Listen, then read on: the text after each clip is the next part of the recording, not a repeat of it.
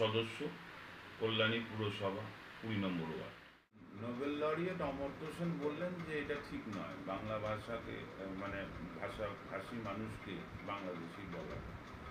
তার প্রত্যুত্তরে এই আপনাদের কলকাতা বেস্ট যে বিজেপি লিডাররা আছে এবং এই অপোজিশন লিডার কিন্তু বড় লিডার শুনছি, তাদের বক্তব্যগুলো শুনেছেন একটা নোবেল লরিয়েট বাঙালিকে কীভাবে অসম্মান করতে হয়। আমি নয় ধরে নিলাম যে দিদি সঠিক পথে চলছে না, কিন্তু ইনারা তো সঠিক পথে আছে।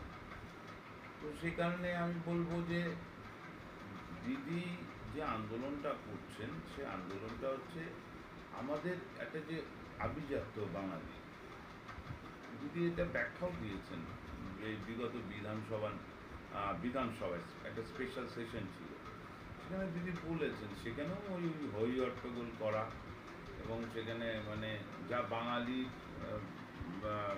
ঐতিহ্যের সাথে সাযুজ্য নয় এবং বাংলার পশ্চিমবঙ্গের বিধানসভায় এই ধরনের হই হট্টগোল, এই ধরনের অসম্মান মুখ্যমন্ত্রীদের মনে হয় আগে কেউ করেনি।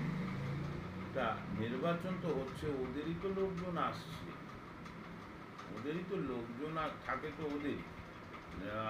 ইলেকশন কমিশন অফ ইন্ডিয়া মোদিজির নেতৃত্বে, স্বরাষ্ট্রমন্ত্রীর নেতৃত্বে, আবার ধরুন যারা প্যারামিলিটারি ফোর্স আসে তাদেরকে তো ওরা যেই আসে সঙ্গে সঙ্গে ওদের তো কলার টলার উঠিয়ে ফেলে পাড়ায় পাড়ায় বিজেপি লিডাররা, যে এসে গেছে আমাদের মাসিয়া।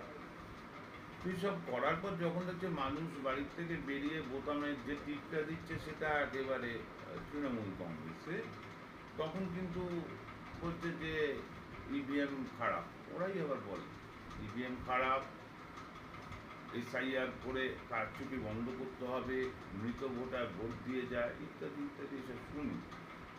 তো আসলে কিন্তু ওদের মানে মাঠে দাঁড়িয়ে থেকে মানুষকে ভোটমুখী করার ওদের কোনো রকম মানে সেই যোগ্যতাও নেই এবং সেই ক্ষমতা নেই, যোগ্যতা নেই এবং লোকবল নেই। তার জন্য ওরা বারবার পরাজিত হচ্ছে। দেখুন না, ওই 18 থেকে নেমে হলো 12, 77 এখন হচ্ছে মনে হয় 62 বিধানসভায়, আর প্রত্যেকটা উপনির্বাচনে পরাজিত। উপনির্বাচনেও তো ওদেরই ইলেকশন কমিশন করছে, তো স্টেট করে না, ওটা করে ইলেকশন কমিশন অফ ইন্ডিয়া। এবং তার সাথে মানে প্যারামিলিটারি ফোর্স তো 1 মাস আগে থেকে সেই শহরে নামিয়ে দেয় বা বিধানসভা কেন্দ্রে নামিয়ে দেয়। তো সেখানে দাঁড়িয়ে আপনারা সবটাই বুঝতে পারছেন যে ওই ছোট মানে কোর ব্যাংক ও মানে নিজেকে বিরাট কিছু ভাবে আপনাদের বিরোধী দলনেতা। আপনাদের বিরোধী দলনেতা অনেক কিছু নিজেকে ভাবে। বাংলা ভাষা বললে যেভাবে বাঙালিদের অত্যাচার হচ্ছে, এবং সর্বভারতীয় সাধারণ সম্পাদক অভিষেক বন্দ্যোপাধ্যায় একটা কথা বলেছিল যে আমি জয় বাংলা বলিয়ে ছাড়বো। সেখানে প্রধানমন্ত্রীকে সে দেখা শোনা গেল, তার মুখে শোনা গেল জয় মা কালী, জয় মা দুর্গা। তাহলে কি জয় বাংলা বলবেন? কি বলবেন আজকে?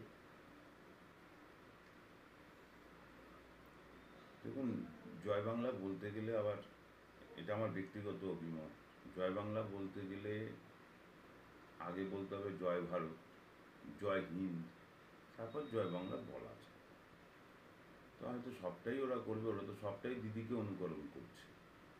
লক্ষ্মীর ভাণ্ডার থেকে পুজোর অনুদান সব দিদিকে দেখে, কন্যাশ্রী থেকে রূপশ্রী, সব অন্যান্য স্টেটে দিদির যে প্রকল্পগুলো আছে সেগুলোরই তো রূপান্তর ঘটছে।